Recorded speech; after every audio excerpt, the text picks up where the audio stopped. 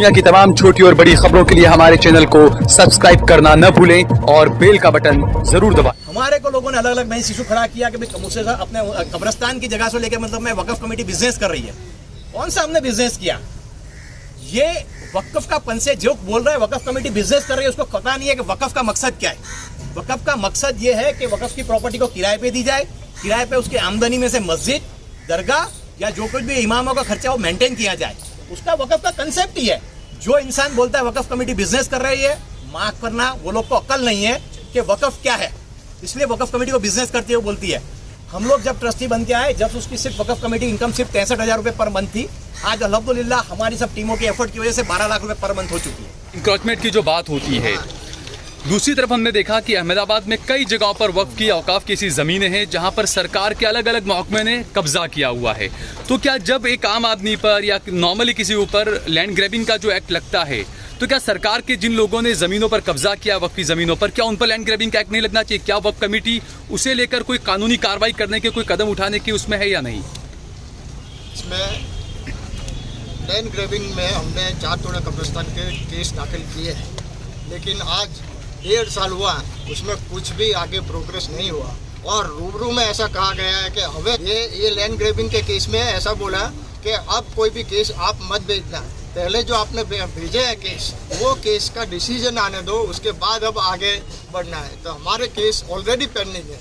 और इसके अलावा जो वक्फ एक्ट के कलम 52A वो फौजदारी कलम है, और वो फौजदारी में भी अगर किराएदार किसी को पेटा भाड़े देता है या तो डायरेक्ट एनक्रोचर है, उसके सामने भी फौजदारी केस किया जाता है। हमने वो एक केस भी किया है, टेस्ट केस किया है।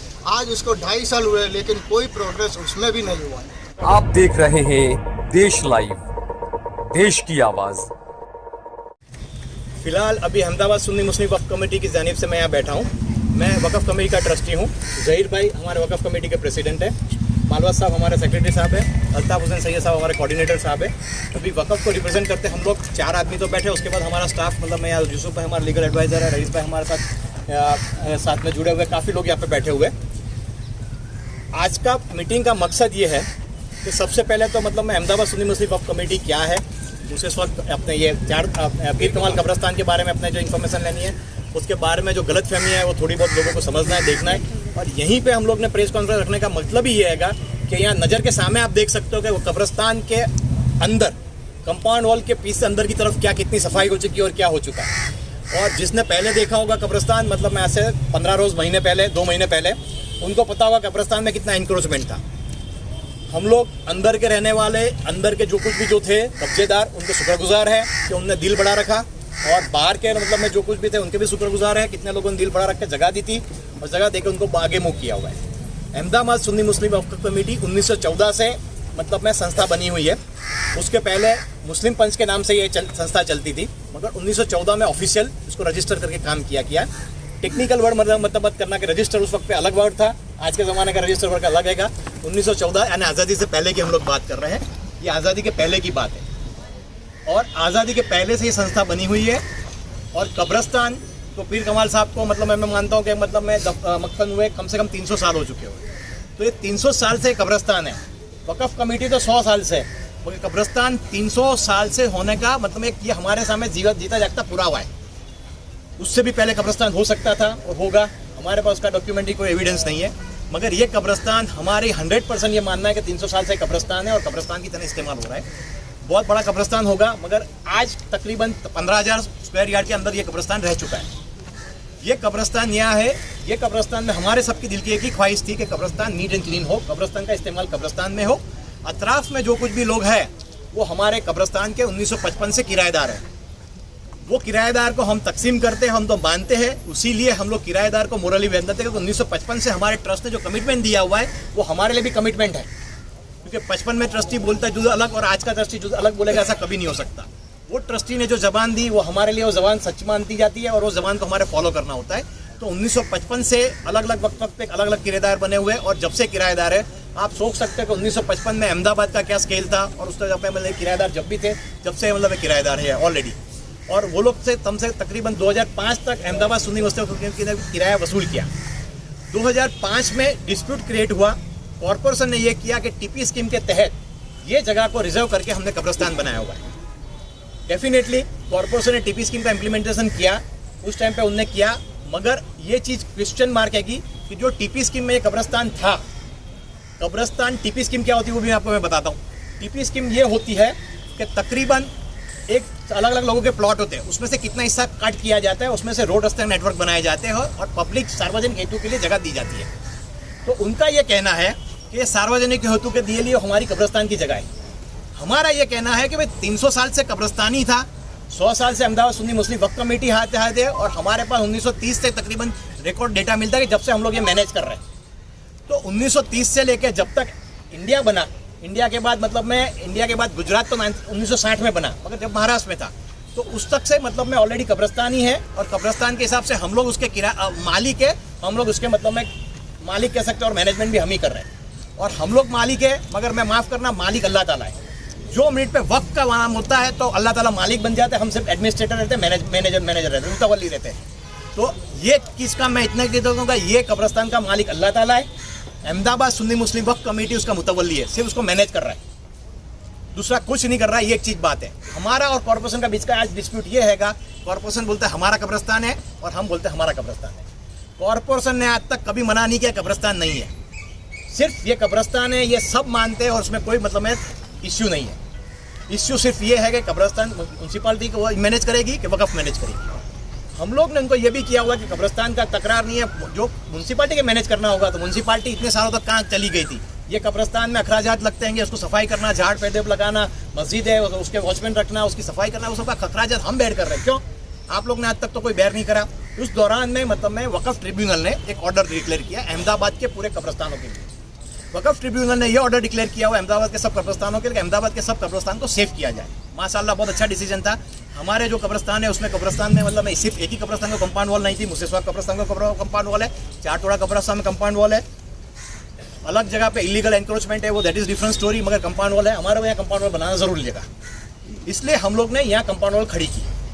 अब हमारे और कॉर्पोरेशन के बीच में अभी मतलब मैं कितने लोगों ने से बात की, हमने कॉर्पोरेशन के बंदों से बात करी, उनके बीच में भी यही इश्यू है कि कंपाउंड वॉल आउटर पेरीफेरी में होना चाहिए, इंटर पेरीफेरी पर नहीं होना चाहिए। हमारा ये कहना है कि compound wall outer periphery inter periphery का इश्यू इस कब आता है जब मतलब में कोई इश्यूज ना हो। तो अभी अहमदाबाद ये ने 2005 से ये लोग को जो भी मतलब में किराएदार है उसको डेफिनेटली हमारे किराएदार ही थे, मगर वो लोग का भी हक जाना नहीं चाहिए। जो हाई कोर्ट में जुडिशरी मैटर है, जुडिशरी मैटर होने की वजह से ये पेंडिंग है, तो पेंडिंग की वजह से हम लोग डिसीजन नहीं ले सकते कि कंपाउंड वॉल बाहर बनाना कि अंदर बनाना। जो चीज़ जुडिशरी में इश्यूज नहीं आता, जो चीज़ों में मतलब में मिन मेक है, क्लियर कट बात है कि भाई कंपाउंड वॉल यहाँ बनाने से किसी को डिस्टर्ब नहीं होगा, तो वो लोगों को हम लोग ने कंपाउंड वॉल बना के मतलब में बाहर की तरफ रखा, अंदर की तरफ कंपाउंड वॉल खड़ी की। हमारे को लोगों ने अलग अलग नई इशू खड़ा किया कि भाई मुझसे अपने कब्रिस्तान की जगह से लेकर मतलब में वक़्फ़ कमेटी बिजनेस कर रही है। कौन सा हमने बिजनेस किया? ये वक़्फ़ का पंसे जो बोल रहा है वक़्फ़ कमेटी बिजनेस कर रही है, उसको पता नहीं है कि वक़्फ़ का मकसद क्या है। वक़्फ़ का मकसद ये है कि वक़्फ़ की प्रॉपर्टी को किराए पे दी जाए, किराए पे उसकी आमदनी में से मस्जिद, दरगाह या जो कुछ भी इमामों का खर्चा वो मेंटेन किया जाए, उसका वक़्फ़ का कंसेप्ट ही है।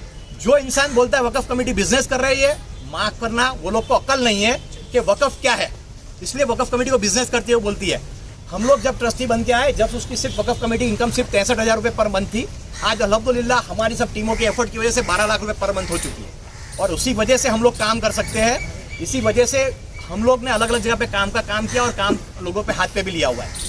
वो काम के तहत ये कब्रिस्तान को हमारे मॉडल कब्रिस्तान बनाना है। इसमें हम लोग ने अंदर से जो क्लीन किया उसमें हम लोग को पेड़ पौधे लगाना है, जो हम लोग मुसेस्वाग कब्रिस्तान में ऑलरेडी लगा चुके हैं।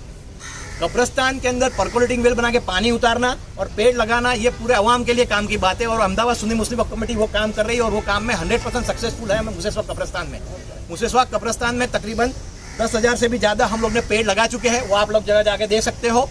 उसकी वजह से जो ऑक्सीजन मिलता है वो आजू बाजू के अतराफ के लोगों को बेनिफिट होता है। इसी तरह से हम लोग यहाँ पेड़ लगाना चाहते हैं, उसके आजू बाजू अतराफ में लोगों को ऑक्सीजन का बेनिफिट मिलेगा। उसके यूजर्स यहाँ रहने वाले होंगे, हम नहीं होंगे या कोई नहीं होंगे। दिन में जो कुछ भी यहाँ रुकते हैं गैरेज वाले, कभी उसका सांस में ले सकते हैं ऑक्सीजन, और रात के वक्त में कॉमन मैन को लोगों को फायदा होगा। यहाँ पे हम लोग पानी का जो पर्कोलेटिंग वेल बनाएंगे, जमीन में उतारेंगे, पानी रिचार्ज होगा तो किसको फायदा होगा? यहाँ के आजू बाजू लोगों को फायदा होगा। हम लोग ये विजन से काम करते हैं, हम लोग सिर्फ छोटी विजन से नहीं काम करते। लोगों के पास बहुत छोटी विजन है, सिर्फ पैसों की नज़र से हर चीज़ को तोला जाता है। लाइफ में पैसों की नज़र से तोला नहीं जाता है, लाइफ के मतलब विजन की नज़र से तोला जाता है और अवाम की नज़र से तोला जाता है। अहमदाबाद मुस्लिम वक्फ कमेटी बिना कास्ट और क्रीड के ध्यान में रखे हुए काम करती है। अल्हम्दुलिल्लाह उसमें हमारे को कोई मतलब में कोई कहने की ज़रूरत नहीं है। अल्हम्दुलिल्लाह हम लोग ये काम करते जाते हैं बेशक। यानी अब हमारा मकसद ये हैगा ये कब्रिस्तान को बेहतर से बेहतर कैसा बनाया जाए। और ये कब्रिस्तान में कंपाउंड वॉल बनाना भी हमारे लिए ज़रूरी भी था। वो अपने ऑलरेडी ट्रिब्यूनल ऑर्डर किया। वो ज़रूरी क्यों था कि कब्रिस्तान में माफ़ करना यहाँ पे मतलब मैं यही लोगों को मैं बोलता हूँ कि जो लोग दिन में गैरेज पे बैठे होते हैं, यहाँ दिन में उनकी नज़र के सामने मतलब में जुआ खेला जाता है। अब जुआ देने वाले खेलने वाले कुछ मजबूत होते हैं, ये लोग कुछ बोल नहीं सकते, डरपोक है, या उनको डर लगता है कि उनकी रोजी रोटी को तकलीफ पड़ेगी, इसलिए वो उनको कह नहीं सकते। यहाँ दारू का जो अपने देसी दारू का ऑलरेडी अड्डा चल रहेगा। ऑलरेडी उसके लिए बार बार हम लोग ने कंप्लेन की हुई है। पुलिस की तरफ से 2 दिन बंद होता है और पुलिस की तरफ से उसको फोर्स किया जाता है दारू चलाने के लिए। आप जाके देख सकते हो आज चालू है कि नहीं है, अभी चालू है कि बंद है? कितने दिन से? 2 दिन से 2 दिन से बंद है दारू का अड्डा। वो आपको समझ पड़ना चाहिए कि ये दारू भी यहाँ बिकता है, यहाँ मतलब में ऑलरेडी चलता है। उसके लिए हम लोग ने पुलिस को ऑलरेडी काम कर रहे हैं। इसी वजह से कब्रिस्तान की कंपाउंड वॉल ऊंची होने के बाद हमारा उसके अंदर सीसीटीवी लगाना है और सीसीटीवी लगाने के बाद ये लोग पे एक्शन लेने का प्रोग्राम है। हम लोग बार बार पुलिस को कहने के बावजूद ऑलरेडी एक्शन नहीं हो चुका है। राइटिंग में हम लोग को पुलिस को कंप्लेन की हुई है, फोन वर्बली तो की हुआ है, राइटिंग में कंप्लेन की, उसके बावजूद एक्शन नहीं हुए। इसी वजह से कंपाउंड वॉल को ऊंची करके हमारे यहाँ सीसीटीवी लगाने का टारगेट है। और सीसीटीवी लगाने के बाद यहाँ पे होती गलत एक्टिविटी को सबको बंद करने का हमारा टारगेट है। और उसको हमारे टारगेट को लोग शॉर्ट साइटेड नज़र से देखते हैं कि भाई आपने कब्रिस्तान को मतलब एक बिजनेस का सेंटर बना दिया हुआ है। वो अलग सोचेगी, वक़्फ़ कमेटी मनमानी करती है। हम वो लोग को मतलब में ये कहा जाता है कि आज तक लोग पूछ ले, डेफिनेटली मनमानी हम लोग करते हैं, कायदे की नज़र से देख के। मनमानी यानी वो कायदा किराएदार बोलेगा कि साहब 10 रुपये किराया कर दो, तो 10 रुपये किराया हम लोग मानेंगे। वक़्फ़ के एक्ट के हिसाब से चलेंगे तो हम लोग उसको 2000 रुपये मांगेंगे, तो मनमानी लगती है। तो वो मनमानी हमारी नहीं है, हम एक्ट के हिसाब से चल रहे हैं और कौम के आवाम के फायदे के लिए काम करते हैं। उसको लोग मनमानी समझते तो मन समझने दो, हमको उससे कोई फर्क नहीं पड़ता। हम एक्ट के हिसाब से काम करते हैं, लोगों के लिए काम करते हैं और हमारे समाज के लिए काम करना है। तो हम लोग जो अलग अलग लोगों से बोलने वाले से डरते नहीं है। बोले वक़्फ़ कमेटी बिजनेस बना दिया है, हमारे को कोई लेना देना नहीं है। वक़्फ़ कमेटी को मतलब में मनमानी करते हैं, उससे कोई लेना देना नहीं है। हम अल्लाह को हाजिर नाजिर रख के काम करते हैं और कौम के लिए काम करना है। अल्हम्दुलिल्लाह आज तक हम लोग ने ट्रस्टियों के स्टाफ ने कोई गलत काम नहीं करा, इसलिए आज खुलेआम बैठ के बैठे हुए छाती ठोक के आपसे बात कर सकते हैं। हम लोग गलत काम नहीं करते, इसी वजह से छाती ठोक के बोलते हैं। लोग पीठ पीछे खोटी खोटी बातें करते हैं और पेपर में अलग अलग न्यूज़ निकाल कर आएंगे। उनको बोलते हैं कि आप प्रूव करके बताओ, सच्चाई की आसपेदार तरह पे बोलो। बोलने में कुछ भी बोलने से क्या होता है, बोलने से हम लोग नहीं मानो, फैक्ट पे बात करो। और फैक्ट पे बात हो तो आपको डॉक्यूमेंट्री एविडेंस लाओ। एक डॉक्यूमेंट एविडेंस लाए बगैर बात नहीं करना चाहिए, फैक्ट के ऊपर बात करना चाहिए। अभी हमारे कॉर्पोरेशन वाले से मीटिंग हुई, कॉर्पोरेशन वालों को भी यही बताया हुआ है कि आउटर पेरीफेरी पे भी हम लोग फेंसिंग करना चाहते हैं और जरूर पड़ी तो कंपाउंड वॉल विथ मतलब में गैप करके वो लोग कॉर्पोरेशन वालों को भी हम लोग कन्विंस करेंगे। कॉर्पोरेशन वालों पर भी प्रेशर किया जा रहा है अलग अलग लोगों की तरफ से, कंपाउंड वॉल क्यों क्रिएट नहीं कर रहे हो। डेफिनेटली वो लोग भी कायदे के गुलाम है और कायदे से बंधे हुए। अभी हम लोग ने ये लोग से लेने के बाद कमिटमेंट ली हुई है कि ऑलरेडी हम लोग कॉर्पोरेशन से रिप्रेजेंट करेंगे। कॉर्पोरेशन से रिप्रेजेंट करने के बाद आगे की भी फेंसिंग का काम हो जाएगा, जिसकी वजह से लोग जो गैरेज वाले हैं वो बाहर की तरफ गाड़ी पार्क करते, लोगों को डिस्टर्ब करते, वो गलत काम है। वो चीज़ नहीं होना चाहिए। इसकी वजह से वो लोग का भी स्टैंड सही है, हम लोग उसको पूरा सपोर्ट करते हैं और ये लोग से कमिटमेंट हम लोग लेना मांगते हैं कि आप लोग कंपाउंड वॉल को आगे फेंसिंग करो या मतलब में जो कुछ भी करना है उसको बैठ कर नेगोशिएट करके काम करते हैं। फेंसिंग करना या आरसीसी का वॉल करना आपके अप्रोच के साथ का रखता रखेंगे, वो जो भी ऑलरेडी आपसे डिस्कस हुआ बात है।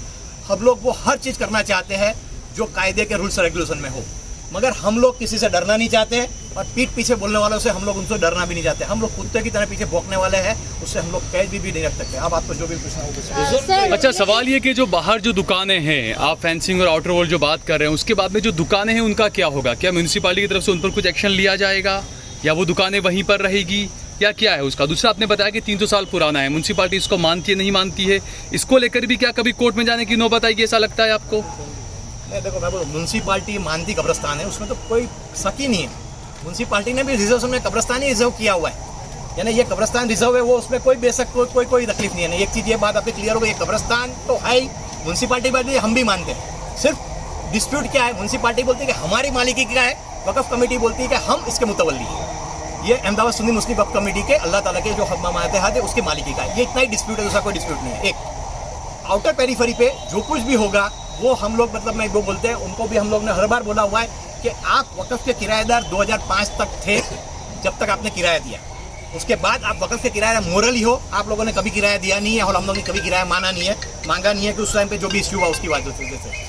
आपको जब तक हाई कोर्ट कोई डिसीजन नहीं देती या कोई कोर्ट की तरफ से डायरेक्शन नहीं मिलता, वहाँ तक आप लोग मतलब मैं कुछ भी नहीं करोगे। कोर्ट बोलेगी कि भाई आपको खाली करना है, क्योंकि ये सब जुडिशरी मैटर है। कोर्ट बोलेगी खाली करना है तो इनको खाली करना ही पड़ेगा और हम लोग उनमें एक्शन में शरीक करेंगे, कोर्ट का हुक्म को 100% मानेंगे। मगर वो अभी सब जुडिशरी मैटर है 2005 से। 2005 के बाद जो जजमेंट आएगा, वो जजमेंट को हम और ये लोग मानने के लिए सब तैयार है, उसमें कोई प्रॉब्लम अच्छा, जो शराब और जुए की जो बात है यहाँ पर, जो वो लोग कौन है, कहाँ के लोग हैं, क्या यहीं का इतराफ के कुछ लोग हैं या कौन लोग हैं वो? देखो, वो लोग हमारे जैसे काले बाल वाल सर वाले इंसानी है जो हर जगह होते हैं, हमारे में से जो होते कोई ना कोई, उसको आइडेंटिफाई कर नहीं सकते हैं, यानी वो लोग आते हैं, जो कुछ भी आते हैं उसकी पुलिस कंप्लेन करती है कि हमारे पास इतना पावर नहीं है कि वहाँ पर लॉ एंड ऑर्डर को हम लोग हाथ में ले सके। जो यहाँ के वाकई जो लोग हैं वो लोग को भी उनसे डर लगता है। क्यों? क्योंकि कहीं ना कहीं उनको प्रोटेक्शन मिलता है। अब कैसा प्रोटेक्शन मिलता है वो मेरा पूछने का मतलब ये, क्या ये वो लोग यहाँ के किराएदार रहे हैं या बाहर के हैं, वो मैं जानना चाह रहा हूँ। बाहर के लोग हैं, ओके। अच्छा, 2006 से जब अकील कुरैशी साहब ने ऑर्डर करा कि भाई ये बाहर का सब तोड़ डालो, उसके बाद आपने आज तक कंपाउंड वॉल क्यों नहीं बनाया? आज तक क्या मजबूरी रही आपकी? ऑलरेडी अकील कुरैशी साहब का ऑर्डर जो था, वो ऑर्डर को सिस्टमेटिक पढ़ा जाए तो ऑर्डर के मतलब इसमें उनने ये डिस्प्यूट को माना हुआ है कि मतलब में दोनों के बीच में क्या डिस्प्यूट है, एक, और उनने इनके आगे इलीगल एनक्रोचर, ये हमारे इलीगल एनक्रोचर नहीं है, ये अहमदाबाद सुन्नी मुस्लिम वक्फ कमेटी के ऑफिशियल किराएदार है जो रिकॉर्ड पे है। इसलिए मोरली हमने उनको सपोर्ट कर रहे हैं, मोरली, क्योंकि जब तक official clear cut black and white में जजमेंट नहीं आता, जब तक हमारे लिए भी गाइडलाइन क्लियर नहीं होती, इसलिए जुडिशरी मैटर होने की वजह से इसको हम लोग एक्शन नहीं ले सके।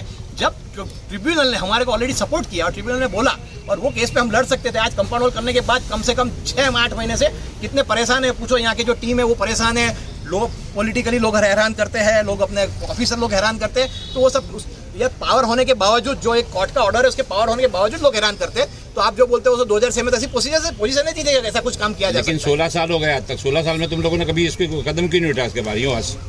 इसीलिए नहीं उठाया कि कोई प्रोटेक्शन हमारे को नहीं था। आज जब कोर्ट ने ऑर्डर दिया तो हमारे पास कुछ प्रोटेक्शन मिला। इसमें ऐसा लगता है कि आप गैरेज वालों को इनको फायदा कराना चाहते हो, ऐसा लगता है? देखो, गैरेज वालों को फायदा कैसे होगा? ये मुफ्त में गैरेज वापरते, आज फायदा हो रहा है इनका, मगर ये लोग किराया जो दिन ऑर्डर करेगा जज अपने ट्रिब्यूनल या जोगा के किराया वसूल करो, उसके बाद इनका फायदा कहाँ से रहेगा? किराया वसूल देंगे और अभी मुफ्त में वापर रहे हैं, मगर मुफ्त में वापर रहे हैं बिना लाइट और बिना पावर के वापर रहे हैं, ये लाइट और ड्रेनेज के वापर रहे हैं। यानी ये लोग जस्ट लाइक हॉकर्स जो रास्ते में भिखारी है उसी तरह से रह रहे, ये कोई जलसे से नहीं रह रहे, भिखारी की तरह यहाँ रहता है, क्योंकि उनकी पेट की रोजी रोटी पूरी करना है, उसकी वजह से यहाँ बैठे हुए हैं बिना लाइट के और बिना इतने 16 साल से। आप उनको जाके तो पूछो उनकी तकलीफें क्या है। सिर्फ हमारे को बड़ी बड़ी बातें करनी होती, समझना नहीं होता, लोगों के अपने पैर में छूने, पैर ना के देखना होता है। अभी भी ये जो ये लोगों ने म्यूनसिपैलिटी ने आपको नोटिस दी, उसके बाद आप लोगों ने ट्रिब्यूनल में उनकी फेवर में आप खड़े रहे ना? उनकी फेवर में नहीं खड़े रहे, हम लोग ने यूं किया, हमारे को ये डर था कि म्यूनसिपैलिटी के कंपाउंड वॉल तोड़ने आ रही है, तो हमने बोला था ट्रिब्यूनल के कंपाउंड वॉल बचाने का हमारे को स्टे दो। हम लोग ने उसमें कुछ नहीं कहा कि भाई आप किराएदार को करो, और अनऑफिशियल ट्रिब्यूनल की तरफ से भी हमारे को मैसेज मिलता है कि आप किराया क्यों वसूल नहीं करते? 2006 से लेकर भी इतने साल तक मुफ्त में क्यों रहे? मुफ्त में रहे, वक़फ़ का नुकसान है, समाज का नुकसान है, वक़फ़ का नुकसान है, वो समाज का नुकसान है फाइनली। तो उसी से वो क्या जाता है। तो इसलिए हम लोग की भी प्रोसीजर चल रही है कि अल्हम्दुलिल्लाह जो कॉर्पोरेशन मानेगी, कोर्ट मानेगी, और ये लोग को तो मानना ही पड़ेगा, इनके पास they don't have a choice, इनके मानना ही पड़ेगा। और मान के मतलब इसका एक सॉल्यूशन लाना है, और सॉल्यूशन ला के इनको हम लोग यहाँ रखना है, क्योंकि जो इंसान 1955 से हमारा किराएदार है और 55 से लेकर 2005 तक इसने किराया दिया, उनके किराए की वजह से अहमदाबाद सुन्नी मुस्लिम वक्फ कमेटी की मस्जिदों का मेंटेनेंस हुआ, वो हमारा उनने हक की हलाल की कमाई से उसकी वक्फ कमेटी को किराया दिया है। ऐसे लोगों से हम लोग कैसे डिनाई कर सकते हैं? वो हमारे किराएदार है, उसको हम लोग डिनाई नहीं करते। मगर जब तक वो लोग वक्फ एक्ट के अंदर हिसाब से चलते हैं, गलत एंक्रोचर नहीं कर रहे, उनकी तकलीफ ये थी कि वो लोग वहाँ रह के अंदर एंक्रोचर कर रहे हैं, अंदर रखा पूरा कब्रिस्तान वापर रहे थे, वो उनकी गलती थी। इसी वजह से हम लोग उनको कहते थे कब्रिस्तान खाली करो, अंदर से हमारे को बिल्कुल खाली चाहिए। तो इसलिए हम लोग ने कब्रिस्तान खाली करवाया, जो ऑलरेडी ट्रिब्यूनल ने हमारे को ऑर्डर किया, उसका हम लोग ने प्रॉपर्ली इंप्लीमेंटेशन किया हुआ है। सर, जैसे बुलडोजर का चल रहा है, तो ऐसे बुलडोजर यहाँ पे भी चला दिया गया कि इलीगल प्रॉपर्टी है, बाहर तो है, अंदर कब्रिस्तान को पूरी तरह घेर लिया है। कितना बड़ा कब्रिस्तान था और कितना इंक्रोचमेंट हुआ है? देखो, अल्हम्दुलिल्लाह ये इतना मैं कह सकता हूँ कि कब्रिस्तान 15,000 वार का है। वो कब्रिस्तान 15,000 वार में कोई एंक्रोचमेंट नहीं है, एक्सेप्ट के जो लोगों की नज़र में किराएदार और वक़फ़ के पास है। किसी ने ऐसा एंक्रोच नहीं किया हुआ कि जिसकी वजह से मतलब मैं रिकॉर्ड पे, जो रिकॉर्ड पे है वो रिकॉर्ड पे जगह हमारे पास ऑलरेडी अवेलेबल है, यानी वो एंक्रोचमेंट नहीं हुआ है। एंक्रोचमेंट सिर्फ नज़रियात का है, नज़रियात में किराएदार और वक़फ़। वो वक़फ़ जो दिन कोर्ट ऑर्डर करेगी कि ये लोग एंक्रोचर है, इनको हम लोग खाली करेंगे और हम लोग इनको ब्लैक पकड़ केंगे, वो एंक्रोचमेंट रहेगा ही नहीं उस दिन। और जो दिन कोर्ट ऑर्डर करेगा कि वक़फ़ के किराएदार हमसे पैसा वसूल करेंगे किराए का, तो अभी एंक्रोचमेंट कहाँ से है? एंक्रोचर है ही नहीं, और वक़फ़ का ये मुसेस्वा कब्रिस्तान में कभी भी एंक्रोचमेंट रहा ही नहीं है, ये चीज़ समझने का है। एंक्रोचमेंट सॉरी पूरी कमाल कब्रिस्तान में, और एंक्रोचमेंट अंदर था ये लोगों की खराब नीयत की वजह से, जो अंदर इस्तेमाल करते थे ज़रूर से ज़्यादा।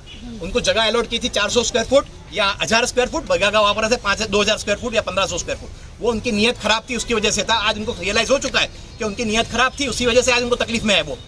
अब उनने नीयत साफ की हुई है, इंशाल्लाह ये लोग हमारे साथ दे रहे हैं, हमारे साथ के हिसाब से हम लोग कब्रिस्तान को क्लीन कर रहे हैं, ये हमारी मुहिम है। अच्छा रिजवान भाई, दूसरा ये कि ये तो हुआ एंक्रोचमेंट या जो भी किया हुआ है, अहमदाबाद के अंदर वक्फ की कई ऐसी ज़मीनें हैं जहां पर सरकार की तरफ से ये कहे कि लैंड ग्रैबिंग का कानून सरकार पे भी लगा देना चाहिए। कई जगह ऐसी है वक्फ की जहां पर सरकार की तरफ से सरकार के अलग अलग लोगों ने कब्जा कर लिया है। पुलिस कमिश्नर कचहरी का भी जो पीछे पार्किंग का मामला है, कई जगह ऐसी है। तो क्या वक्फ कमेटी ऐसे मामलों को लेकर भी कुछ कदम उठाएगी कानूनी तौर पर? लैंड ग्रैबिंग का जवाब हमारे सैयद साहब देंगे, खाली पहले भी वो फिर लैंड ग्रैबिंग के 2 केस किए कलेक्टर साहब के वहाँ, और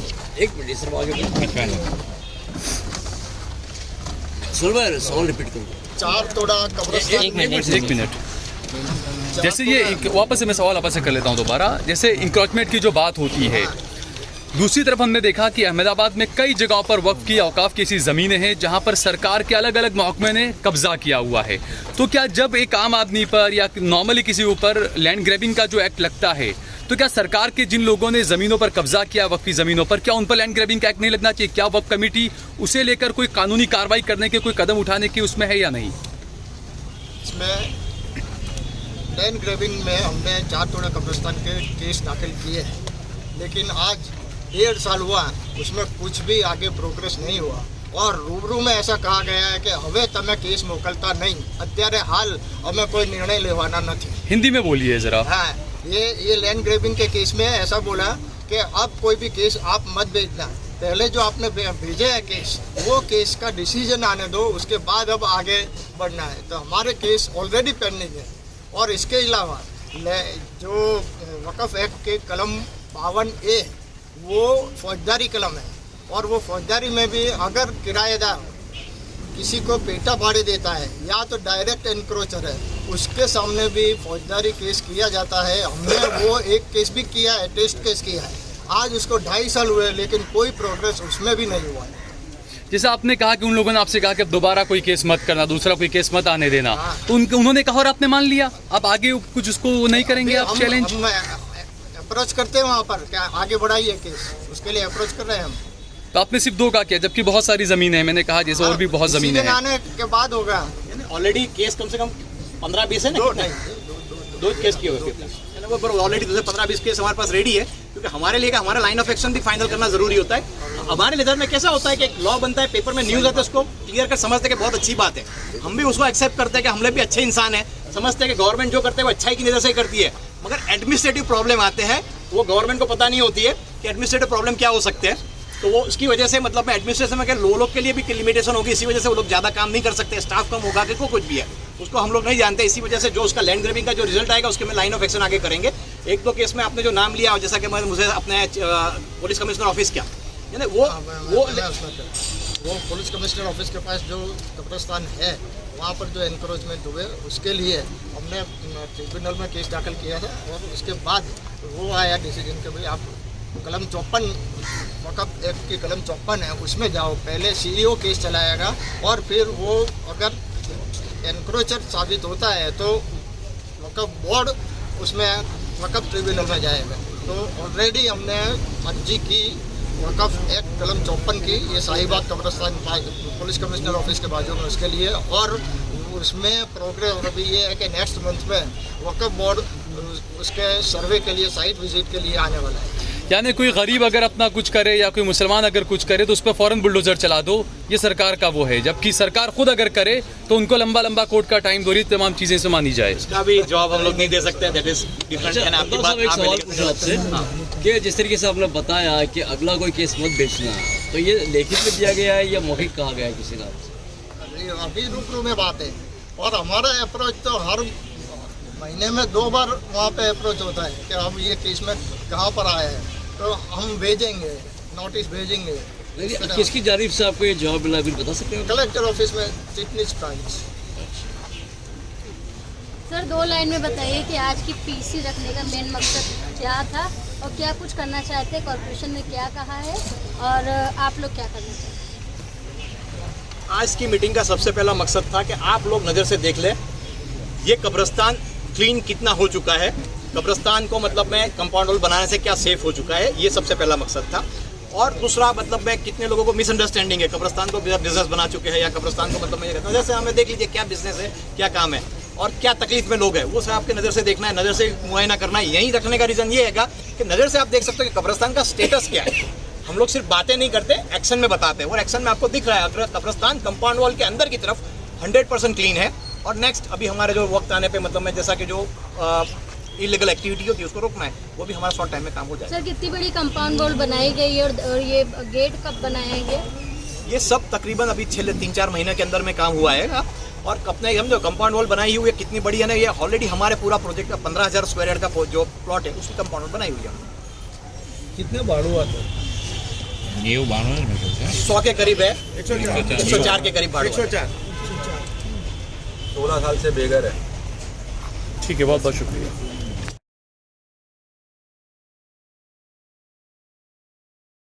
आप देख रहे हैं देश लाइव, देश की आवाज।